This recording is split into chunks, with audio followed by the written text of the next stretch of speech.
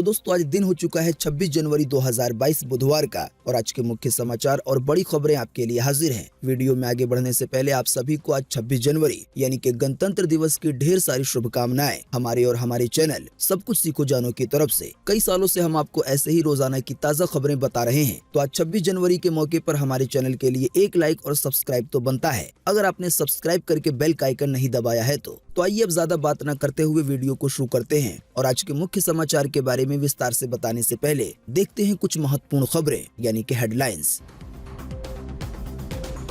Mobile चलाने को लेकर लोगों पे फिर पड़ेगी महंगाई की मार। वोडाफोन आइडिया के रिचार्ज प्लान फिर होने वाले हैं महंगे। कंपनी के एक अधिकारी ने खुद कर दी है इसकी पुष्टि। अब भारत सरकार मोबाइल फोन के लिए तैयार करेगी गूगल के एंड्रॉइड जैसा ऑपरेटिंग सिस्टम। इससे गूगल के एंड्रॉइड और एप्पल के iOS को मिल सकती है कड़ी टक्कर। पूरी दुनिया में भ्रष्टाचार पर नजर रखने वाली संस्था ट्रांसपेरेंसी इंटरनेशनल ने 2021 की रिपोर्ट की है जारी। भ्रष्ट देशों की लिस्ट में हमारा भारत है 85 नंबर पर, वहीं पाकिस्तान है 140 नंबर पर।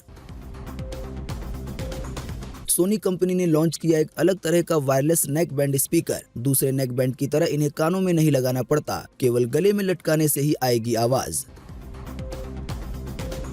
128 हस्तियों को मिलेगा पद्म पुरस्कार। जनरल बिपिन रावत और यूपी के पूर्व मुख्यमंत्री कल्याण सिंह समेत कईयों को सम्मानित किया जाएगा पद्म विभूषण से। वहीं गूगल के सीईओ सुंदर पिचाई और माइक्रोसॉफ्ट के सीईओ सत्या नाडेला, इसके अलावा भारत में जिन कंपनियों ने कोरोना की वैक्सीन बनाई है उनके मेन अधिकारियों को सम्मानित किया जाएगा पद्म भूषण से।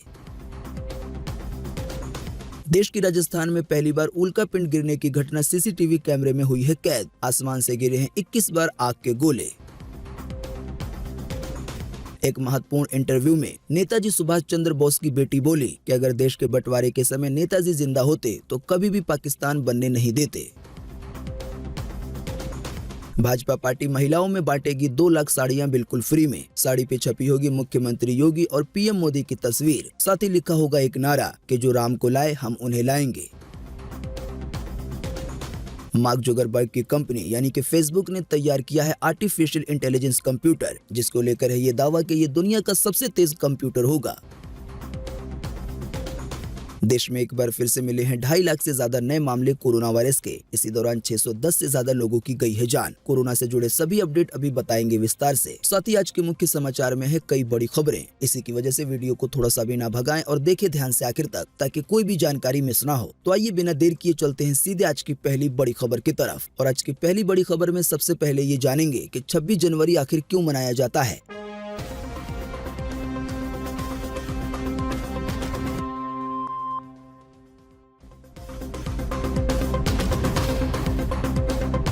आज 26 जनवरी यानी कि गणतंत्र दिवस का क्या है महत्व, आइए बताएं इस खबर में इससे जुड़ी कुछ महत्वपूर्ण बातें। दुनिया के सबसे बड़े लोकतांत्रिक देश भारत के लिए 26 जनवरी का दिन काफी अहम है। आप नहीं जानते तो आपको बता दें कि इस दिन भारतीय संविधान लागू हुआ था। इस साल हमारा देश 73वां गणतंत्र दिवस मना रहा है। देश की आजादी के बाद भारतीय संविधान का गठन हुआ था। बाबा साहेब भीमराव अम्बेडकर को संविधान निर्माता कहा जाता है, लेकिन बाबा साहब के अलावा देश के संविधान के निर्माण में 210 लोगों का और हाथ था। भारत के संविधान को कई बातें खास बनाती हैं। वैसे तो संविधान को दिसंबर के महीने में ही अपना लिया गया था, लेकिन 26 जनवरी को लागू करके इस दिन को गणतंत्र दिवस के तौर पे घोषित कर दिया गया। इसके पीछे एक खास वजह थी। वैसे आप नहीं जानते तो आपको बता दें कि भारतीय संविधान हाथ के बने कागज पर हाथों से लिखा गया था और इसे अभी भी दिल्ली में संसद भवन में सुरक्षित रखा गया है। आपको बता दें ये वही संविधान है जिसके जरिए देश को चलाया जाता है, चाहे हाई कोर्ट हो या सुप्रीम कोर्ट हो, इसी के मुताबिक फैसले देता है। साल 1950 26 जनवरी को संविधान को देश में लागू किया गया था।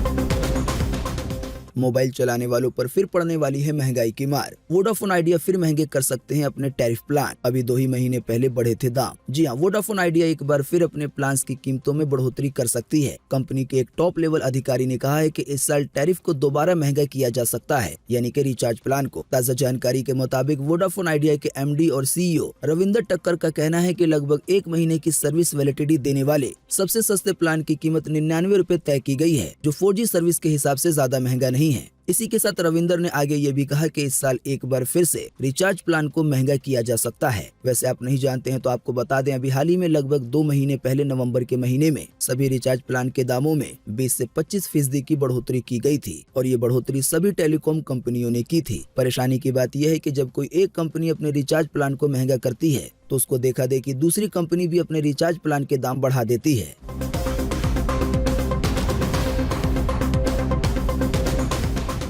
भारत में ही होगा मोबाइल ऑपरेटिंग सिस्टम तैयार। गूगल के एंड्रॉइड और एप्पल के iOS को मिलेगी कड़ी टक्कर। जी हां, अब जल्दी देश में अपना मोबाइल ऑपरेटिंग सिस्टम आने वाला है। जानकारी के मुताबिक भारत सरकार गूगल के एंड्रॉइड और एप्पल के iOS को टक्कर देने के लिए स्वदेशी मोबाइल ऑपरेटिंग सिस्टम लाने की तैयारी कर रही है। इस बात की जानकारी इलेक्ट्रॉनिकी सूचना प्रौद्योगिकी राज्य मंत्री राजीव चंद्रशेखर ने दी है। उन्होंने कहा है कि सरकार इसके लिए नई नीतियां बना रही है जिससे देश में एक ही ऑपरेटिंग सिस्टम बनाने में मदद मिल सके। दरअसल इन दिनों मोबाइल फोन की दुनिया में ऑपरेटिंग सिस्टम ही कमाल कर रहा है, जिसमें एप्पल का iOS और गूगल का एंड्रॉइड शामिल है। मंत्री राजीव चंद्रशेखर ने यह भी कहा कि यही कंपनियां हार्डवेयर इकोसिस्टम को भी प्रभावित कर रही हैं। यही वजह है कि सरकार गूगल और एप्पल के ऑपरेटिंग सिस्टम को पीछे छोड़ने के लिए एक नए प्लेटफॉर्म पे काम कर रही है। वैसे आप नहीं जानते तो आपको बता दें, ऑपरेटिंग सिस्टम की वजह से जो भी एंड्रॉइड फोन है वो बिल्कुल एक जैसे होते हैं। यानी कि आप एंड्रॉइड वाला कोई भी स्मार्टफोन चलाएं, आपको सभी ऑप्शन एक ही जैसे देखने को मिलेंगे। हाँ, ये हो सकता है कि किसी कंपनी ने अगर अपना UI वगैरह डाल रखा है तो थोड़ा बहुत डिजाइन में चेंज मिल सकता है, बाकी सभी ऑप्शन बिल्कुल सेम होते हैं।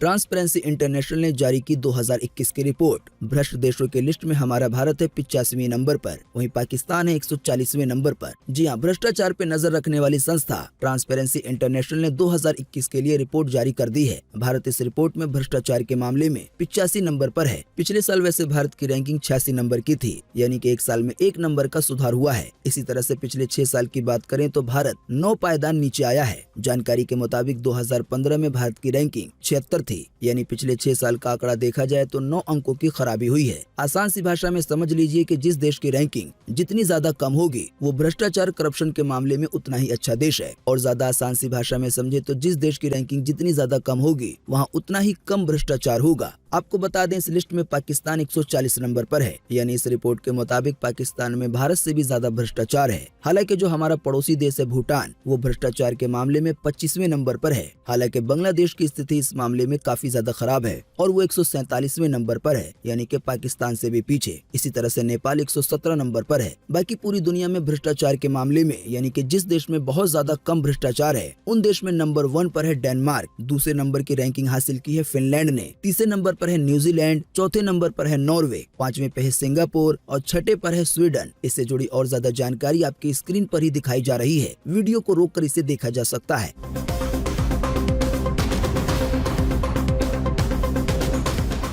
सोनी कंपनी की बैंड की तरह इन्हें कानों में नहीं लगाना, केवल गले में लटकाने से आ जाती है आवाज। जानकारी के मुताबिक कॉलिंग भी कर पाएंगे। जी हां, सोनी कंपनी ने स्पीकर वाले वायरलेस नेक बैंड लॉन्च किए हैं। इनके मॉडल नंबर है SRS NB10, वहीं दूसरा है SRS NS7। इन्हें खासतौर से वर्क फ्रॉम होम और सिनेमा एक्सपीरियंस को बेहतर बनाने के हिसाब से तैयार किया गया है। जानकारी के मुताबिक इन नेक बैंड से म्यूजिक के साथ कॉलिंग भी कर पाएंगे। असल में 3D सराउंड साउंड टेक्नोलॉजी के साथ आते हैं। जैसा कि हमने आपको बताया, खास बात यह है कि नेक बैंड को सिर्फ गले में लगाया जाता है। इनमें कानों में लगाने के लिए स्पीकर नहीं है, इसके बावजूद भी आपको आवाज आएगी। इसी वजह से इन्हें लंबे समय यानी कि दिन भर भी इस्तेमाल किया जा सकता है। दूसरे वाले चाहे कोई भी नेक बैंड हो, ईयरफोन हो या हेडफोन हो, उसे जब कान में लगा के रखते हैं तो थोड़ी देर के बाद कानों में दर्द होने लगता है। तो ऐसे में सोनी के इस तरह का नेक बैंड काफी पॉपुलैरिटी हासिल कर सकता है। हालांकि आपको बता दें, ये काफी ज्यादा महंगा है। पहला वाला जो मॉडल है उसकी कीमत 11,990 रुपए है, वहीं दूसरे वाले मॉडल की कीमत 22,990 रुपए है।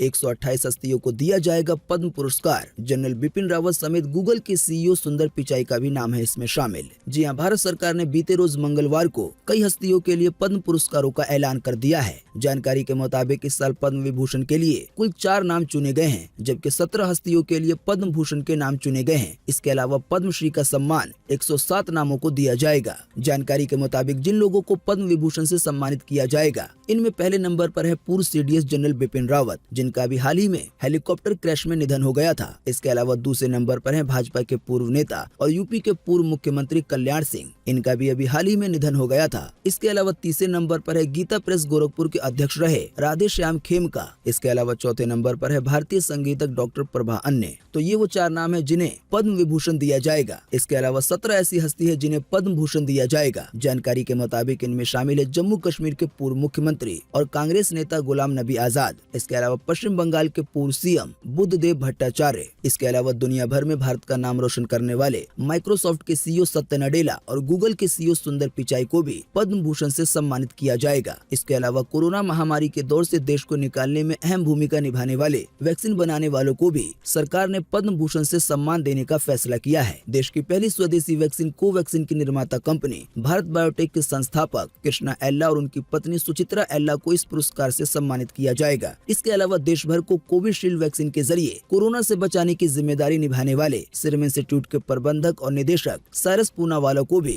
पद्म भूषण से सम्मानित किया जाएगा। बाकी कौन कौन सी हस्तियों को किस तरह के पुरस्कार मिलने वाले हैं, इसकी ज्यादा जानकारी आपकी स्क्रीन पे दिखाई जा रही है। वीडियो को रोककर इसे देखा जा सकता है।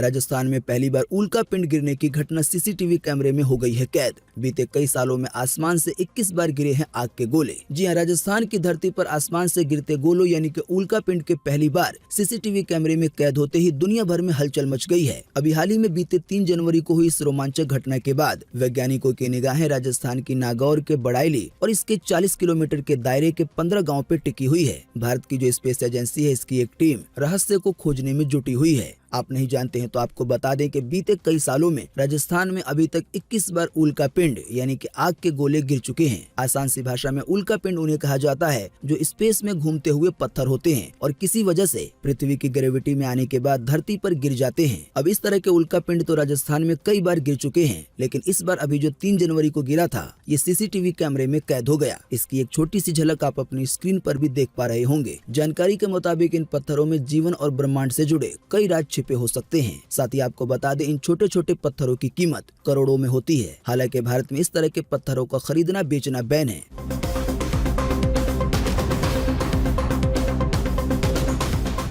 नेताजी सुभाष चंद्र बोस की बेटी अनीता बोली कि अगर नेताजी जिंदा होते तो कभी नहीं बनता पाकिस्तान। साथ ही इंटरव्यू में कहा कि आजादी के बाद सभी स्वतंत्रता सेनानियों को उनका श्रेय यानी कि हिस्सा नहीं मिला। जी हां, नेताजी सुभाष चंद्र बोस की बेटी ने अपने हालिया इंटरव्यू में कई मुद्दों पर बेबाकी से अपनी बात रखी है। अनीता बोस फिलहाल जर्मनी में रहती हैं। दैनिक भास्कर से बातचीत में उन्होंने कहा कि मेरे पिता अगर जीवित होते तो देश के विभाजन को किसी भी सूरत स्वीकार नहीं करते, यानी कि पाकिस्तान बनने पे राजी नहीं होते। साथ ही अनीता बोस ने इंडिया गेट पर नेताजी की प्रतिमा लगाने को स्वागत योग्य कदम बताया। वैसे आप नहीं जानते हैं तो आपको बता दें, अभी हाल ही में पीएम मोदी ने इंडिया गेट पर नेताजी सुभाष चंद्र बोस की प्रतिमा यानी कि मूर्ति लगाने का ऐलान किया है। अनीता बोस से सवाल के तौर पे जब ये पूछा गया कि क्या कांग्रेस ने नेताजी के साथ अन्याय किया है, इसके जवाब में अनीता बोस ने कहा कि आजादी के बाद कांग्रेस को लगा कि भारत को जो आजादी मिली है वो अहिंसा की वजह से मिली है। ऐसे में बाकी के स्वतंत्रता सेनानियों को उनके हिस्से का श्रेय नहीं मिला। बाद में दस्तावेजों के आधार पर पता चला कि भारत की आजादी में आजाद हिंद फौज की महत्वपूर्ण भूमिका थी। जाहिर सी बात है अनीता बोस ये कहना चाहती हैं कि आजादी पूरी तरह से अहिंसा के जरिए नहीं मिली है, यानी लड़ाई झगड़ा वगैरह तो करना ही पड़ा है। असल में बात ये थी कि देश की आजादी की बात कई सालों से चल रही थी। इस दौरान कई सारे झगड़े हुए, कई सारी लड़ाइयाँ हुई और कई सारे लोगों ने अपनी जानें भी गंवाई। इसके अलावा कई सारे लोगों ने बड़ी बड़ी परेशानियां देखी। साथ ही इंटरव्यू में अनीता बोस से ये भी सवाल किया गया कि नेताजी अपने आप को हिंदू कहते थे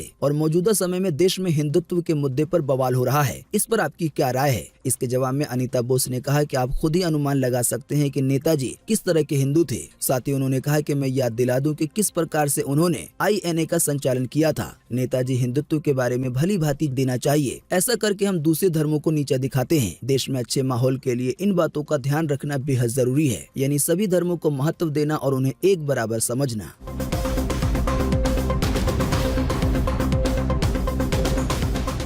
यूपी चुनाव में फिर हो गई है साड़ी की एंट्री। भाजपा फ्री में बांटेगी 2 लाख साड़ियां, जिसपे छपी होगी मोदी और योगी की तस्वीर। साथ ही में लिखा होगा एक नारा, जी हाँ, उत्तर प्रदेश के विधानसभा चुनाव में आधी आबादी यानी कि महिलाओं का दिल जीतने के लिए भाजपा ने इस बार एक और नई रणनीति अपनाई है। वो साड़ियों के जरिए लोगों के दिल में उतरना चाहती है। जानकारी के मुताबिक साड़ियों पर प्रधानमंत्री नरेंद्र मोदी और योगी आदित्यनाथ की तस्वीरें प्रिंट करवाई जा रही हैं। ऐसा पहली बार होगा जब साड़ियों पर योगी और मोदी की जोड़ी नजर आएगी। इसके अलावा साड़ी पे एक नारा भी लिखा होगा कि जो राम को लाए हम उन्हें लाएंगे।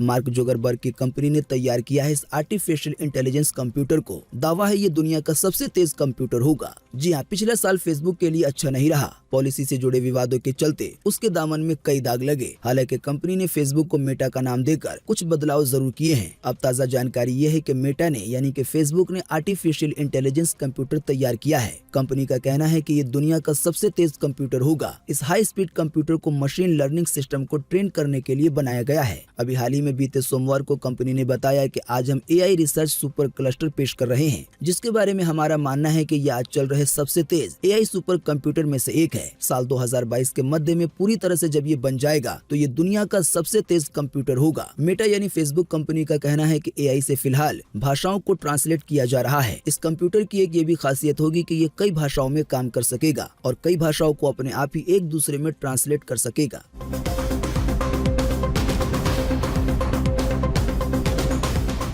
इंडियन रेलवे का बड़ा फैसला, ट्रैक पर प्रदर्शन कर रहे छात्रों को अब नहीं मिलेगी पूरी जिंदगी सरकारी नौकरी। जी हां, रेलवे की भर्ती बोर्ड की एनटीपीसी परीक्षा को लेकर कई जगह विरोध प्रदर्शन कर रहे प्रतिभागियों को अब रेलवे में नौकरी नहीं मिलेगी। भारतीय रेलवे ने इस संबंध में नोटिस जारी कर दिया है। नोटिस में सख्त लहजे में चेतावनी देते हुए कहा गया है कि ऐसे प्रतिभागियों की पहचान के लिए जाँच एजेंसियों का सहारा लिया जाएगा। रेलवे ट्रैक और रेल संपत्ति को नुकसान पहुँचाने वाले प्रतिभागियों पर पुलिस कार्रवाई के साथ नौकरी के लिए आजीवन प्रतिबंध लगाया जा सकता है। आसान सी भाषा में कहें तो एनटीपीसी परीक्षा को लेकर जो भी लोग प्रदर्शन कर रहे हैं उनकी पहचान की जाएगी और जिन लोगों की पहचान हो गई उन पर पुलिस कार्रवाई होगी। साथ ही में उन पर प्रतिबंध लगा दिया जाएगा कि उन्हें पूरी जिंदगी सरकारी नौकरी नहीं मिलेगी। दोस्तों, अगली खबर के बारे में बताने से पहले आपके लिए एक बड़ा सर्वे और एक बड़ा सवाल। अगर आप इसमें हिस्सा लेंगे और इसका जवाब देंगे तो इससे काफी कुछ पता चलेगा। दोस्तों, जैसा कि अभी हमने आपको थोड़ी देर पहले बताया, वोडाफोन आइडिया के प्लान एक बार फिर से महंगे हो सकते हैं। ऐसा हो सकता है कि वोडा आइडिया के प्लान महंगे होने के बाद दूसरी कंपनियों के प्लान के दाम भी बढ़ जाएं। तो दोस्तों, इसी के बीच आपको इसी वीडियो के नीचे कमेंट बॉक्स में कमेंट करके बताना है कि रिचार्ज प्लान के दाम एक बार फिर से बढ़ने चाहिए या नहीं। इस पर आपकी पर्सनल राय क्या है? फटाफट से आप अपना जवाब इसी वीडियो के नीचे कमेंट बॉक्स में लिख डालिए। आपके दिए हुए जवाब से काफी कुछ पता चलता है।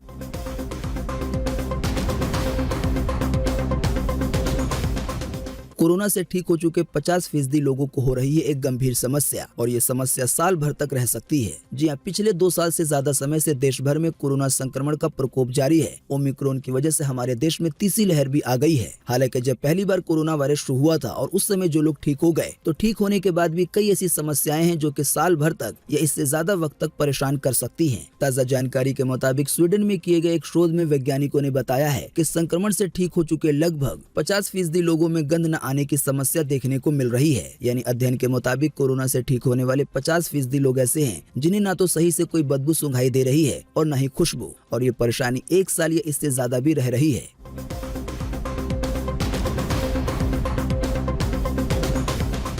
देश में एक बार फिर से मिले 2.5 लाख से ज्यादा नए मामले कोरोना वायरस के। वहीं इसी दौरान 610 से ज्यादा लोगों ने गंवाई है अपनी जान। जी हां, बीते रोज लगभग 24 घंटे में एक बार फिर से 2,50,000 से ज्यादा नए मरीज मिले हैं कोरोना वायरस के। इन नए मरीजों के मिलने के बाद अब भारत में कोरोना वायरस के टोटल मरीजों की संख्या 3,97,99,202 हो गई है। यानी जल्दी देश में टोटल मरीजों की संख्या 4 करोड़ के आंकड़े को पार कर जाएगी। साथ ही आपको बता दें, इन टोटल मरीजों में से अभी तक 4,90,462 लोगों की जान जा चुकी है जब से भारत में कोरोना की शुरुआत हुई है तब से लेकर अब तक। साथ ही आपको बता दें, बीते रोज भी लगभग 24 घंटे में 610 से ज्यादा लोगों ने अपनी जान गंवाई है कोरोना वायरस की वजह से। हाँ, लेकिन अच्छी बात ये रही कि बीते रोज लगभग 24 घंटे में 2,60,000 से ज्यादा लोग ठीक भी हुए हैं। ठीक होने वाले टोटल लोगों की संख्या अब 3,70,71,898 हो गई है। यानी कि इतने सारे लोग टोटल मरीजों में से ठीक हो चुके हैं। बाकी इसके अलावा जो लोग बचे हैं, जिन लोगों का अभी भी इलाज चल रहा है, तो उनकी संख्या अब हमारे भारत में 22,36,842 हो गई है। यानी कुल एक्टिव केसेस भारत में अभी इतने हैं।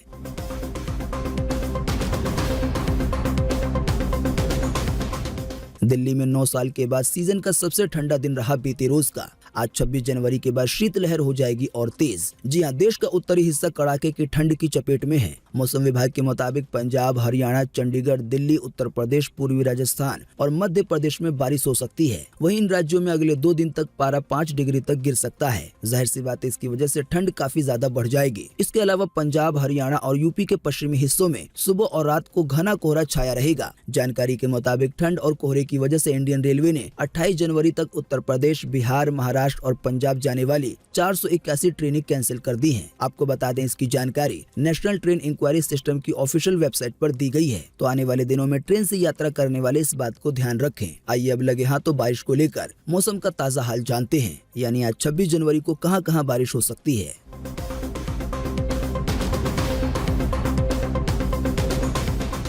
आज 26 जनवरी को पूरे देश में ये रहेगा मौसम का हाल। मौसम विभाग ने जारी किया है मौसम का पूर्वानुमान। जी हां, मौसम विभाग के अनुसार अगले 24 घंटे के दौरान यानी कि आज 26 जनवरी को उत्तर पूर्व भारत पर हल्की बारिश के साथ 1-2 स्थानों पर मध्यम बारिश की संभावना जताई गई है। इसके अलावा पश्चिमी हिमालय और अरुणाचल प्रदेश की पहाड़ियों पर छिटपुट बारिश के साथ बर्फबारी की संभावना है। इसके अलावा बिहार में, झारखंड में, उप हिमालय पश्चिम बंगाल के कुछ हिस्सों में, तटीय उड़ीसा में, तटीय आंध्र प्रदेश में और तमिलनाडु के कुछ हिस्सों में आज हल्की बारिश की संभावना जताई गई है। अभी हमने आपको जिन भी शहरों या जिन भी राज्यों के नाम बताए हैं बारिश को लेकर, इसको छोड़कर पूरे देश में मौसम सूखा बना रहने की उम्मीद है। मौसम की ये जानकारी थी स्काईमेट वेदर की तरफ से।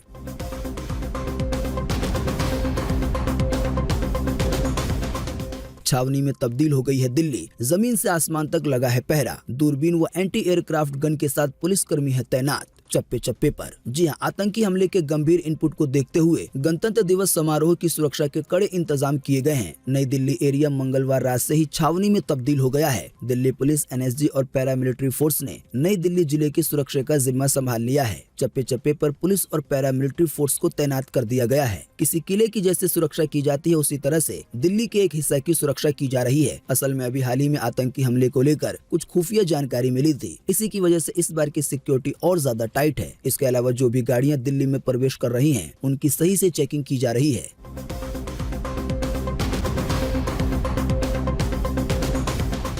पंजाब के जालंधर में सिद्धू ने किए बड़े बड़े दावे। कहा सरकार बनी तो आटा, खाने के तेल और दाल भी देंगे। इसके अलावा मिड डे मील में दूध, अंडा और फल मिलेगा। जी हां, जैसा कि आप जानते हैं कि जल्दी देश के 5 राज्यों में विधानसभा चुनाव होने वाले हैं और उनमें से एक है पंजाब। सभी राजनीतिक पार्टियां लोगों से कई बड़े बड़े दावे कर रही हैं। इसी बीच पंजाब कांग्रेस के प्रधान यानी कि नवजोत सिंह सिद्धू ने भी आम जनता के लिए कई बड़े दावे किए हैं। जैसे कहा गया है, किसानों की हालत में सुधार किया जाएगा, खेती की लागत जो बढ़ रही है उसे कम किया जाएगा, तिलहन और दलहन को MSP पर खरीदा जाएगा, 5वीं पास छात्रा को 5,000 रुपए और 10वीं पास करने वाली छात्रा को 10,000 रुपए दिया जाएगा। महिलाओं के नाम पे जमीन की रजिस्ट्री बिल्कुल मुफ्त में होगी। गांव के लिए महिला कमांडो बटालियन बनाए जाएंगे। हर गांव में 2 ऐसी लड़कियों को ट्रेन किया जाएगा, साथ ही उन्हें स्कूटी भी दी जाएगी। इसके अलावा कहा गया है कि अगर पंजाब में कांग्रेस की सरकार दोबारा बनती है तो आटा, कुकिंग तेल और दाल वगैरह भी दिया जाएगा। इस तरह से कई दावों की लिस्ट आपकी स्क्रीन पे दिखाई जा रही है। वीडियो को रोक कर इसे देखा जा सकता है। तो दोस्तों, आज 26 जनवरी 2022 की यही मुख्य समाचार और बड़ी खबरें थी। उम्मीद करते हैं इससे आपको काफी कुछ जानकारी मिली होगी। हम बस इसके बदले में आपसे इतना ही चाहते हैं कि आप इस वीडियो को लाइक कर दें और शेयर कर दें, क्योंकि आपका लाइक और शेयर करना ही होता है हमारी मेहनत का फल। वीडियो देखने के लिए आपका बहुत बहुत धन्यवाद। Thanks for watching.